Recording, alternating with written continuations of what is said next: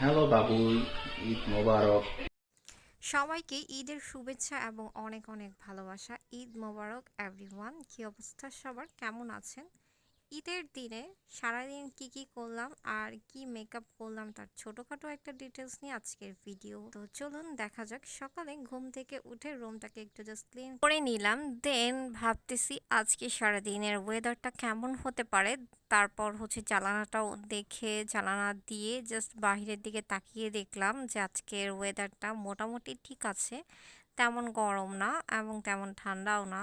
And then আমার রুমের এই মোমবাতিগুলো, ক্যান্ডেল লাইটগুলো আমি হচ্ছে রাতের বেলা ইউজ করি। আর যদি কখনো কোনো ইভেন্ট থাকে তাহলে আমরা দিনের বেলাও ইউজ করি। আর এই ফ্লাওয়ারগুলো খুবই সুন্দর, সবসময় আমার টেবিলের উপরে থাকে। আমি জাস্ট আজকে একটু ক্লিন করে নিলাম, দেন রেখে দিলাম। আর তারপর চলে গেলাম খাবারের কিছু ফুটেজ নিতে। যেহেতু খাবার অ্যারেঞ্জমেন্ট হয়ে গিয়েছে, তারপর হচ্ছে খাবারের ফুটেজ নিয়ে নিলাম। দেন ভাবতেছি আজকে কি টাইপের মেকআপ করব, তেমন কোনো প্ল্যান ছিল না। তো সেই ছোটবেলার কথা মনে পড়ে গেল। আমরা ছোটবেলায় অনেক সকালে ঘুম থেকে উঠতাম, সুন্দর করে রেডি হতাম। সালামির ব্যাপারটা ছিল যেটা অনেক বেশি ইন্টারেস্টিং। ছোটবেলায় কে কত টাকা সালামি দিল, আমার কত টাকা সালামি হলো, কার কত টাকা সালামি হলো, এটা নিয়ে আমরা অনেক বেশি ইন্টারেস্টিং থাকতাম। বিশেষ করে ঈদে খুব সকালে ঘুম থেকে উঠে একদম সুন্দর ড্রেসটা, যেটা স্পেশাল ড্রেস, সেই ড্রেসটা পরে রেডি টেডি হয়ে একদম ফিট বাবু হয়ে আমরা সালামির জন্য বসে থাকতাম। সো ওই সিনটা আসলেই ছোটবেলায় সুন্দর থাকে এবং ছোটবেলার মতো ওই সিনটা মজাদার আর কখনোই থাকে না। ছোটবেলায় আমাদের ড্রেস নিয়ে সবার অনেক বেশি ইন্টারেস্টিং থাকতো। আলমারির ভিতরে তুলে রাখা, কাউকে না দেখানোর ব্যাপারটা। এখন কিন্তু কেউ চাইলেই কেউ কাউকে ড্রেস দেখানোর কোনো অপশন নাই। বাট আগে কিন্তু সবাই সবাইকে জিজ্ঞাসা করতো কি ড্রেস কিনেছো, বা দেখানোর যে ব্যাপারটা, কেউ দেখাতে চায় না, ঈদ পুরাতন হয়ে যাবে, এরকম যে ভাইবটা ছিল ওই জিনিসটা আর এখন নাই। এখন আসলে পাওয়াই যায় না। ছোটবেলায় সেই ইন্টারেস্টিং ঈদগুলো আর এখন দেখাও যায় না, ফিল করাও যায় না, চাইলেও ফিল করা যায় না। জাস্ট হয়তো বা মনে করা যায় যে ওই রকম আমরা ঈদ পালন করেছি, ওই রকম ছিল। সো বাহিরে তাকালে দেখা যায় তো দলে দলে মানুষ ঘুরতে বার হইছে নতুন নতুন ড্রেস পরে। একটা অন্যরকম ফিল ছিল যেটা এখন আসলে চাইলেও মনে করা যায় না বা পাওয়া যায় না। সো যাই হোক, সেই ছোটোবেলার কথা মনে পড়ে গেল। তো যাই হোক, আমি হচ্ছে সুন্দর আউটফিটটা পরে নিলাম, তার সাথে সুন্দর সুন্দর কিছু অর্নামেন্টস পরে নিলাম। বাই দ্য ওয়ে, আমার এই অর্নামেন্টসটা ছিল ডায়মন্ড কাটের অর্নামেন্টস। তোমরা চাইলে কেউ এই অর্নামেন্টসটা আমাদের পেজে অর্ডার করতে পারো। এই অর্নামেন্টসটা অনেকগুলো ডিজাইন আছে, তোমরা চাইলে বিভিন্ন ডিজাইন নক করে দেখে আমার ডিজাইনটাও পিক করতে পারো, চাইলে অন্য কোনো ডিজাইনও পিক করতে পারো। তো এই অর্নামেন্টসটার অনেকগুলো ডিজাইনই আছে। তো আমি সিম্পল একদম ইজি একটা লুক তোমাদের সাথে শেয়ার করব, খুবই গর্জিয়াস লাগবে করার পরে, বাট খুব ইজি, তোমরা জাস্ট নোটিস করলেই বুঝতে পারবা। তো আসো আমি হচ্ছে আই লুকের ডিটেলসটা তোমাদের সাথে একটু শেয়ার করি। তো আমি হচ্ছে ফার্স্ট একটা ব্রাউন কালার ইউজ করেছি আমার ট্রানজেকশন শেড হিসাবে। তারপর আমি কোনো প্রকার কনসিলার ছাড়া আমি হচ্ছে একটা শিমার কালার ইউজ করছি। তোমরা দেখতেই পারতেছো টেকনিকের হট পয়েল থেকে শিমারটা নিয়ে ইউজ করছি। আর তারপর হচ্ছে আমি একটা পার্পল কালার, মানে একটু ডার্ক বেগুনি টাইপ যে কালারটা, ওইটা হচ্ছে আমি মিডলস মানে আউটসাইডে দিলাম আমার চোখের।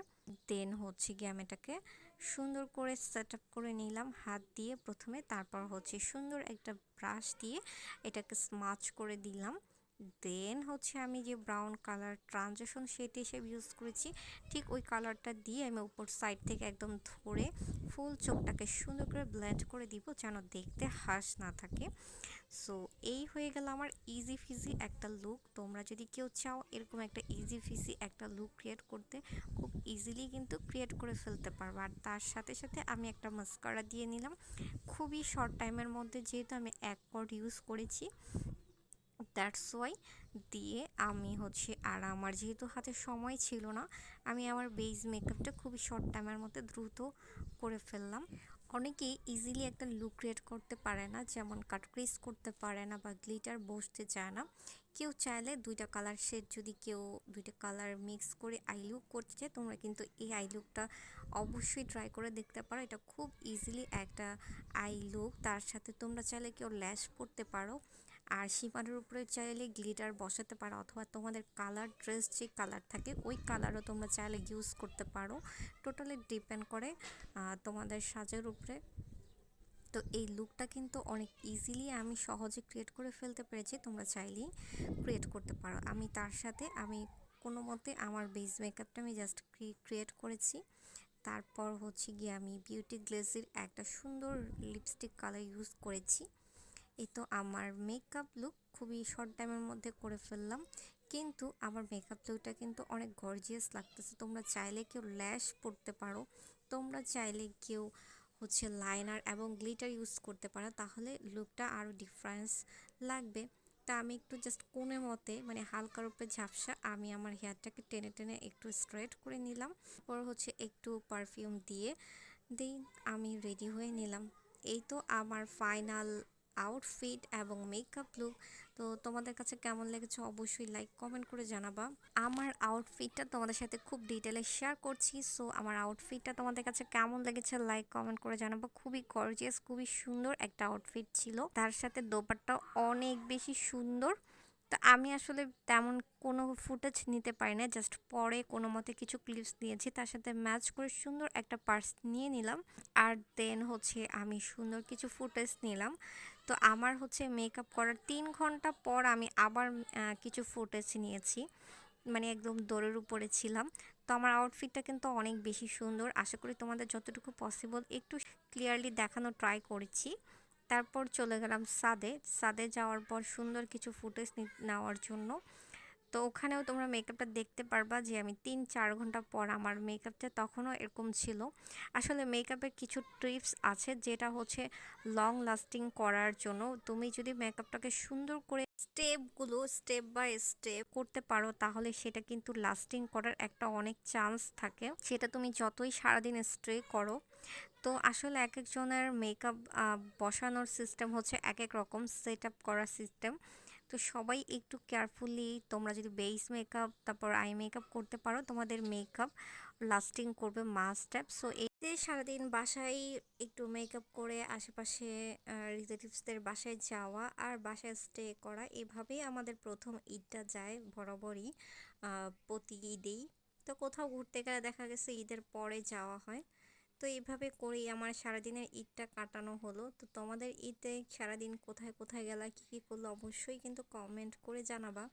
আর এই তো আমার মেকআপ লুকটা জাস্ট কাছ থেকে তোমরা দেখলেই বুঝতে পারো। আমার বেস মেকআপটা খুবই সিম্পলের মধ্যে রাখছি, বিকজ সময় ছিল না। দেখতেই পারলা যে কিভাবে দ্রুত করে মেকআপ করলাম। যে কোনো আউটফিটের সাথে এই ইজি ফিজি এই আই লুকটা ট্রাই করে দেখতে পারো।